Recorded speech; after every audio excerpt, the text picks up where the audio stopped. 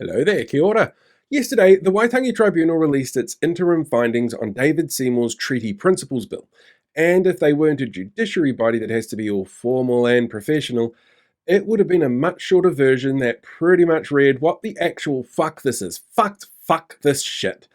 You see, they noted that by engaging with this policy, our Prime Minister, on behalf of the Crown, who told us he was an expert negotiator before collapsing faster than a house of cards trying to hold up an anvil when it came to setting up his coalition, is sanctioning a process that will take away Indigenous entitlements and a breach of the duty the Crown has to act in good faith and reasonably as a Te Tiriti partner.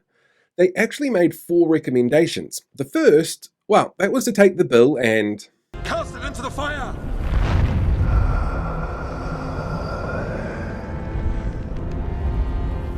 Destroy it! That the Crown should put together a Māori Crown's Relations Committee to oversee Te Tiriti policies that the Crown proposes. That the review policy should be put on hold so that there can be some actual collaboration instead of telling Māori that they've collaborated because David Seymour thinks talking to himself in the mirror is the same thing as engaging Māori on issues. And that the Crown should consider ways to undo the damage it's caused in Māori-Crown relations over the past 10 months. In response, Seymour said he actually didn't hate the report despite the criticism, calling it an important step in the national conversation he keeps saying he wants, before using it as an excuse to do the whole sales pitch that he has for the bill with all of the classic hits like, "Are we a modern democracy? Are these the fundamentals of democracy?" and "Many of the worst events in history came from treating humans based on their membership of certain groups. By the way, the poors on benefits have to be told how to spend their money, and those poor people should miss out on any help if they have too many children." And the Prime Minister said, "Sorry, I can't hear you. Look at me, I'm in Australia. Look, they have koalas."